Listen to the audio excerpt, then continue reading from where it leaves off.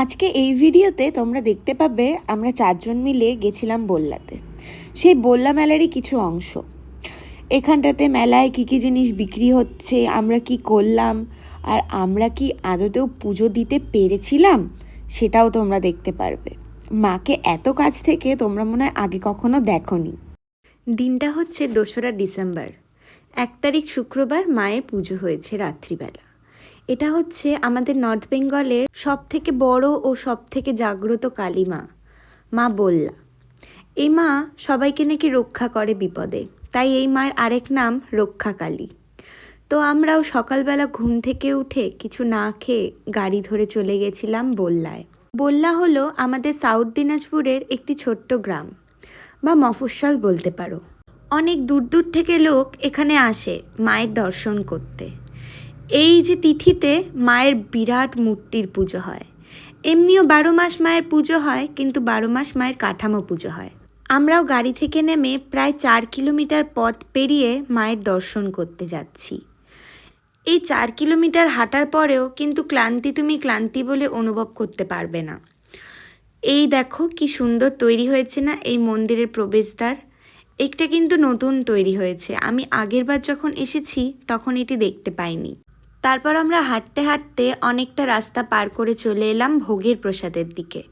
এই মায়ের ভোগ কিন্তু বাতাসা, কদমা এইসব। তো আমরা এখান দিয়ে কিনবো না, আমরা মন্দিরের সামনে গিয়ে তারপর সেখান থেকে কিনবো। এই দেখো আমরা 4 জন গেছিলাম, আর এই যে এনাকে দেখছো, আমি বুঝতে পারলাম না ইনি এখানে বসে বসে কি করছেন। ওই যে দূর থেকে দেখা যাচ্ছে মায়ের মন্দির, আর এই যে বাচ্চাটা, এই পুচকুটা আমাদের সাথেই এসছে। এবার আমাদেরকে দেখে দেখো রিয়াকশান কীরকম দিচ্ছে। এতটা রাস্তা পার করে ফাইনালি আমরা এসেছি ভোগের প্রসাদ কিনতে। বাতাসা, কদমা, সাচের প্রসাদ এইসবই কিন্তু মায়ের বড্ড প্রিয়। আর মেলাতে এলে একজন না একজন তো চেনা জানা পেয়েই যাবে। এই যে এই কাকিমা হলো আমাদের পাড়ার।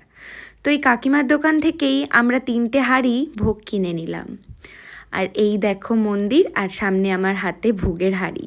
আমার প্রথম থেকে ইচ্ছে ছিল মন্দিরের ভেতরে গিয়ে মাকে পুজো দেব, তাই অনেক বাধা বিপত্তি পেরিয়ে ফাইনালি মায়ের দর্শন পেয়েছি সামনে দিয়ে। তো মায়ের কাছে গিয়ে মায়ের সাথে একটু কথা বলে পুজোটা সেরে ফেললাম। একটু মন্ত্র পড়ে দিন না, মায়ের খুব শরীর খারাপ। এখানে দিয়ে দিন, আমাকে একটু আশীর্বাদ করে দিন। একটা টিপ দিয়ে দেবেন।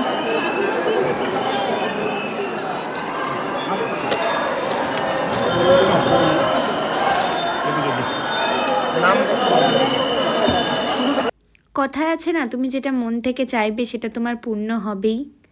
আমিও খুব করে চেয়েছিলাম ভেতরে গিয়ে পুজো দিতে, সেটা পূরণ হয়েছে, খুবই আনন্দ পেয়েছি। আর এখানে দেখো এখনও ঢোকার জন্য কত মানুষ ছটফট করছে। তো আমিও বাইরে দিক দিয়ে আর একবার মাকে দর্শন করে নিলাম। আর এখানকার এই যে বাতাসাগুলো দেখছো, এগুলো কিন্তু সবাই পুজো দিয়েছে। যারা ভেতরে যেতে পারেনি তারা এই সামনে দিয়েই পুজো দেয়। এই বল্লা মা কতটা জাগ্রত তোমাদেরকে আমি বলে বোঝাতে পারবো না।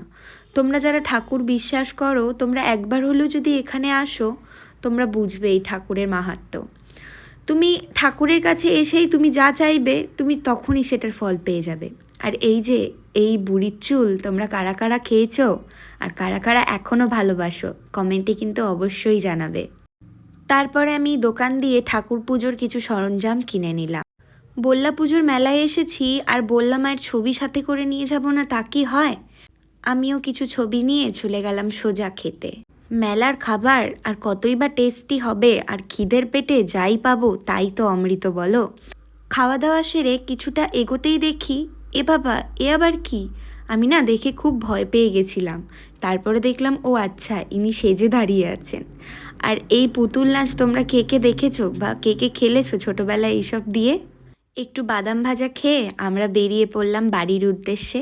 চলো টাটা, বাই বাই, দেখা হবে অন্য কোনো ভ্লগে। আর হ্যাঁ, তোমরা কিন্তু কমেন্টে জয় মা বল্লা লিখতে ভুলো না।